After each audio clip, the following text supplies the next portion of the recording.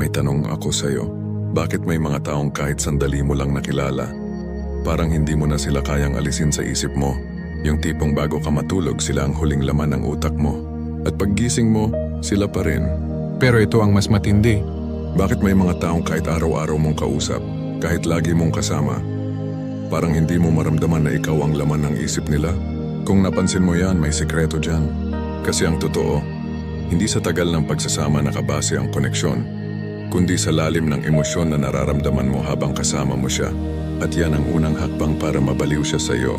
Kaya ngayong video na to, pag-uusapan natin ang 3 mabisang paraan para tuluyan kang pumasok sa isip at puso ng isang tao. Yung tipong kahit anong gawin niya, hindi ka niya makalimutan.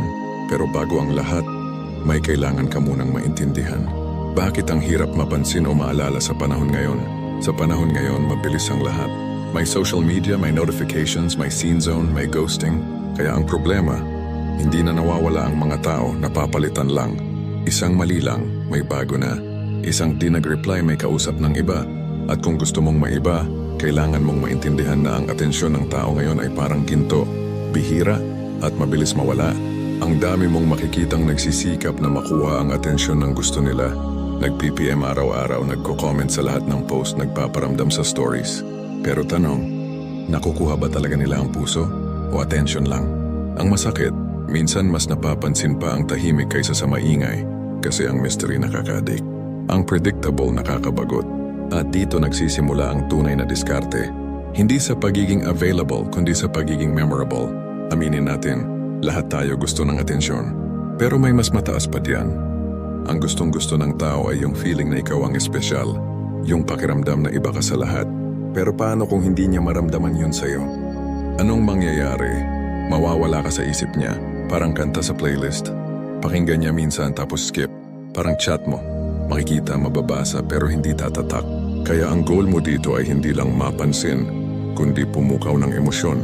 Kasi tandaan mo, ang taong walang naramdaman sa'yo makakalimot sa'yo. Pero yung taong tinamaan ng emosyon, kahit pilitin niyang kalimutan, babalik at babalik niyan. Parang sugat, habang mas malalim, mas matagal gumaling. Ganon din sa tao, habang mas malalim ang emosyon na na-trigger mo, mas matagal kang mananatili sa isip niya. Ito ang unang mabisang paraan, gumawa ng emosyonal na marka. Hindi mo kailangang maging pinakagwapo, pinakaganda o pinakayaman. Ang kailangan mo lang ay moment na hindi niya makakalimutan. Isipin mo to, bakit may mga eksena sa pelikula na kahit tapos na, bumabalik pa rin sa isip mo? Yung simpleng tingin o yung isang linya na tumagos. Walang himala! Para kang kape, kahit mapait hinahanap ko pa rin. Hindi yung linya mismo ang dahilan, kundi ang emosyon na dala nito. Ganon din sa totoong buhay. Kapag gusto mong mabaliw siya sa'yo, hindi mo kailangang pilitin siyang mahalin ka. Ang kailangan mo lang ay iparamdam sa kanya ang emosyon na matagal na niyang hindi naramdaman. Halimbawa, kung sanay siyang laging pinupuri, magbigay ka ng tamang challenge. Yung compliment na may lalim. Ang ganda mo kapag seryoso ka. Parang may mga bagay kang ayaw ipakita sa mundo. Kung sanay siyang pinapansin dahil sa ganda, pansinin mo dahil sa kung sino siya. Alam mo, nakakatuwa kapag kinukwento mo yung mga simpleng bagay. Parang masarap makinig kahit walang punchline. Ganyan gumagawa ng imprint. Hindi mo siya sinasakop. Pinapatigil mo siya saglit para maramdaman kung sino siya kapag kasama ka. Ang goal mo ay mag-iwan ng emosyonal na bakas. Hindi sa isip kundi sa puso. May mga tao na parang pabango. Hindi mo nakikita pero nararamdaman mo kahit wala sila. Kapag dumaan sila sa buhay mo, may naiwan. At kahit wala na sila, naamoy mo pa rin sa hangin yung alaala. Ganon ang gusto mong mangyari. Na kahit hindi mo siya laging kausap, may part ng utak niya na nagre-replay ng mga sandaling kasama ka niya. At tandaan, walang mas nakakaadik kaysa sa taong hindi mo makuha ng buo. Pero ramdam mong totoo. Isang lalaki si Marco mahilig mag-chat sa mga babae. Palaging good morning, palaging pa-cute, palaging nagpapa-impress. Pero walang nagtatagal. Bakit? Kasi pare-pareho ang approach niya. Samantalang may isa si Lian, tahimik lang, hindi laging online, pero kapag kausap mo present siya, hindi siya nagsasayang ng salita, pero bawat message niya may lalim. Hanggang sa unti-unti, si Marco mismo ang hindi makatulog pag hindi nagre-reply si Lian. Lesson. Hindi sa dami ng mensahe nakukuha ang isip ng tao, kundi sa bigat ng bawat mensaheng naiiwan. Ang taong marunong magpatahimik ng ingay sa isip mo, yun ang mahirap kalimutan. Kapag nakapagbigay ka ng peace of mind or emotional thrill na hindi niya nakukuha sa iba, dun ka nagiging kakaiba. Dun siya nagsisimulang mabaliw sa'yo. Alam mo ba kung bakit may mga taong kahit simpleng kausap mo lang, parang bigla kang napapalapit? Yung tipong bakit ang gaan niyang kausap? O minsan, bakit parang kilala niya ako kahit kakakilala lang namin? Ito yung mga taong hindi mo basta nakakalimutan. Hindi dahil sa itsura nila, kundi dahil sa pakiramdam na naiintindihan ka nila. Ito ang tinatawag na psychological mirror effect. At yan ang ikalawang mabisang paraan para mabaliw siya sa'yo. Sa panahon ngayon lahat marunong makinig, pero ilan lang ang marunong umintindi. Ang iba nakikinig lang para makasagot, hindi para maramdaman. Kaya kahit magkwento ka ng buong araw, hindi mo pa rin mararamdaman yung connection. Ang masaklap pa, yung mga taong akala mo close mo, sila pa yung unang hindi nakakaintindi sa'yo kapag malungkot ka. Sa dating at relasyon ganito rin.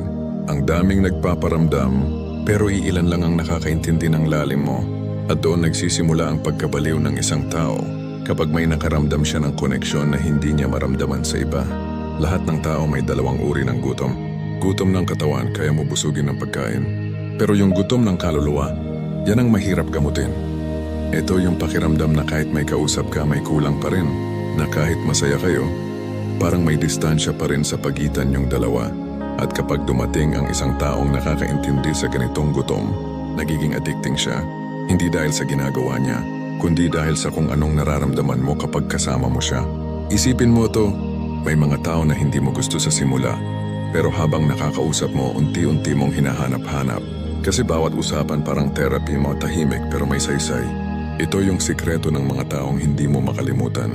Hindi sila yung pinakamaganda o pinakagwapo. Sila yung may kakayahang maramdaman ka. So ano nga ba itong tinatawag na psychological mirror? Simple lang. Ito ang kakayahang iparamdam sa isang tao na naiintindihan mo siya nang hindi niya kailangan magpaliwanag. Hindi ito fake empathy. Hindi rin ito pakitang tao. Ito ay art of mirroring emotion.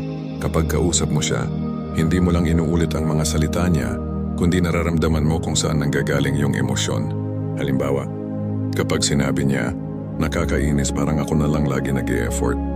Hindi mo agad sasabihin, hindi wag ka na mag-effort.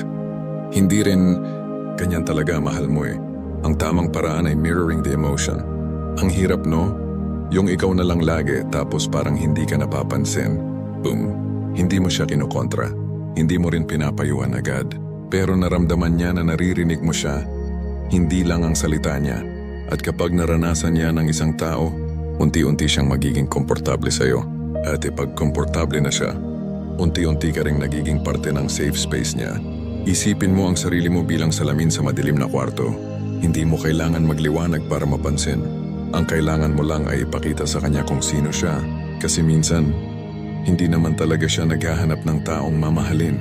Hinahanap lang niya yung taong magpapaalala sa kanya kung sino siya kapag naliligaw na siya. At kapag ikaw yung taong nakagawa nun, hindi lang siya basta mahuhulog. Mabubuo mo siya. At tandaan, ang taong nakaramdam ng pagkakabuo sa'yo mahihirapang mabuhay nang wala ka. May kwento ako. Si Rika isang introverted na babae. Marami siyang naging kachat, puro kumain ka na. Ganda mo ngayon sa post mo o pahiram ng smile. Lahat ng lalaki gusto siyang paandaran ng linya, pero wala ni isa ang tumama. Hanggang sa nakilala niya si Eli. Tahimik. Hindi nagpapasikat, pero tuwing kausap niya, ramdam niya na si Eli nakikinig talaga. Hindi agad sumasagot si Eli. Pero pag nagsalita, parang alam niya kung ano ang nararamdaman ni Rika. Hindi judgmental, hindi rin plastic, simpleng gets kita. Hanggang sa hindi niya namalayan, si Eli na ang gusto niyang kausap sa tuwing malungkot siya, si Eli na ang gusto niyang tawagan sa tuwing may problema, at si Eli na rin ang una niyang naiisip kahit hindi sila magkasama. At doon niya na-realize, hindi ko alam kung bakit siya ang hinahanap ko. Pero siya talaga, yan ang epekto ng psychological mirror. Hindi mo kailangan ipilit ang sarili mo kasi ikaw na mismo ang pahinga ng kaluluwa niya. Paano gamitin ito sa totoong buhay? 1. Makinig ng may intensyon, hindi lang reaksyon. Huwag mong unahin ang isasagot mo. Unahin mong intindihin kung anong gustong maramdaman ng kausap mo. 2. Ulitin sa simpleng paraan ang damdamin niya. Halimbawa, siya, sawang-sawa na ako sa paulit-ulit na drama.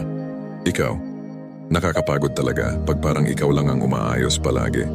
Ganun lang kasimple. pero tumatama. 3. Gamitin ang enerhiya niya bilang salamin. Kung kalmado siya, huwag kang overreacting. Kung masaya siya, makisaya. Ang tawag dito ay emotional rhythm. Kapag tugma kayo, nagkakaroon ng natural na koneksyon. Ang mga taong marunong magpatahimik sa gitna ng usapan, sila ang mas naaalala. Kasi sa katahimikan, doon nararamdaman ang presence.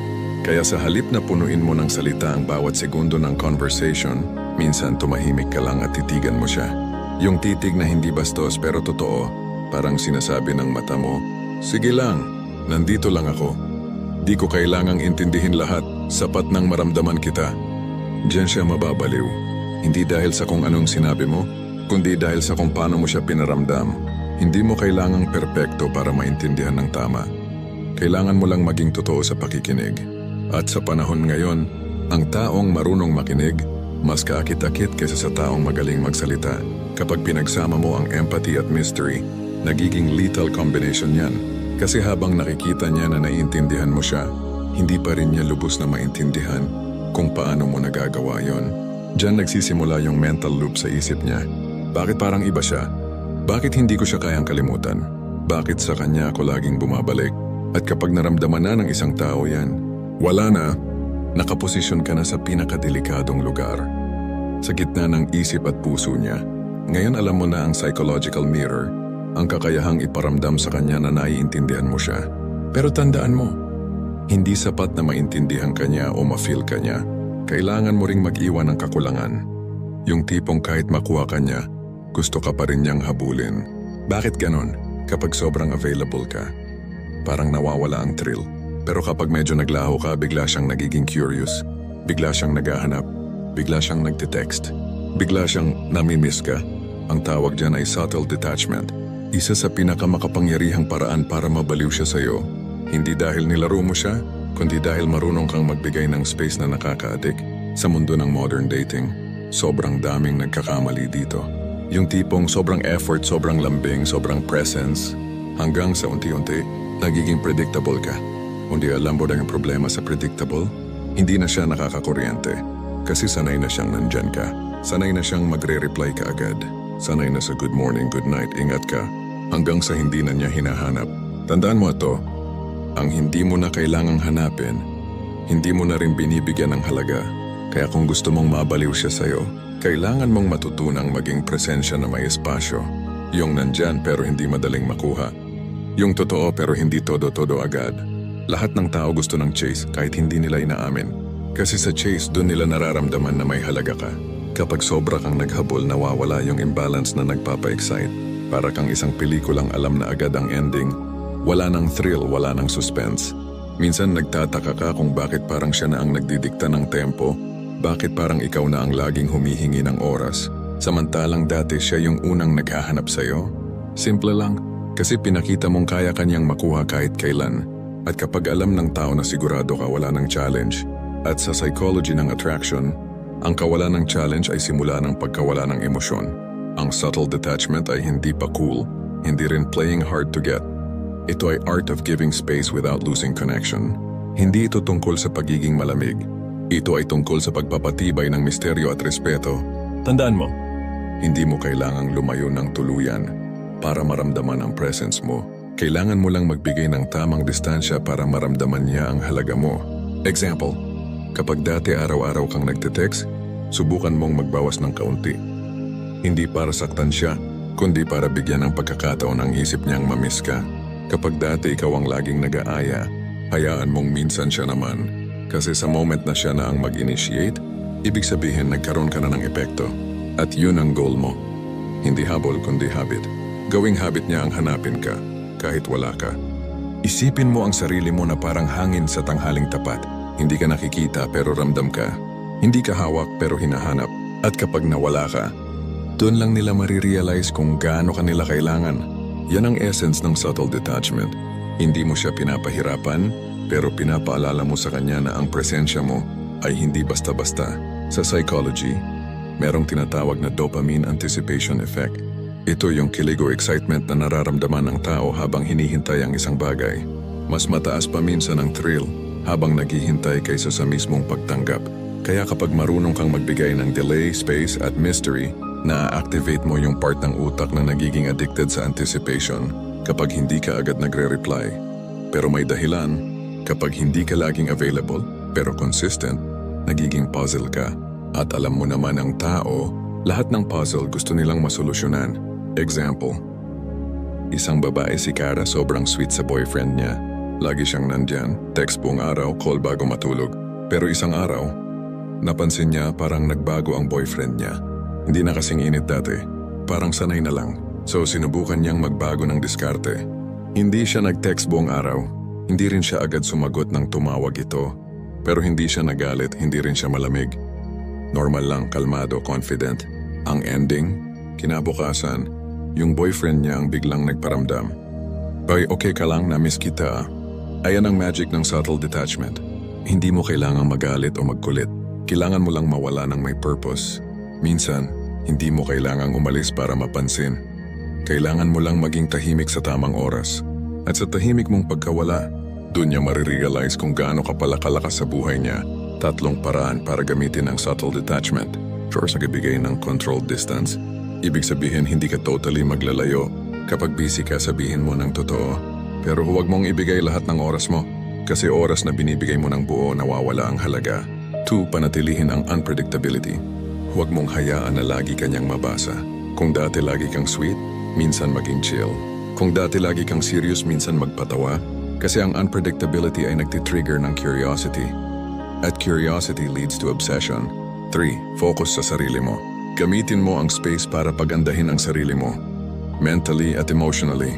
Kasi tandaan mo, ang taong may sariling mundo. Yun ang mundo na gustong pasukin ng iba. Ang bituin hindi naman lumalapit sa atin, di ba? Pero gabi-gabi, tinitingala pa rin natin sila. Bakit? Kasi hindi sila abot kamay. Pero ramdam nating nandyan. Ganun ka rin dapat. Hindi kailangan laging available, pero kapag dumating ka, ramdam niya agad ang presensya mo. At kapag nawala ka sandali, nararamdaman niya ang kakulangan. Yan ang subtle detachment.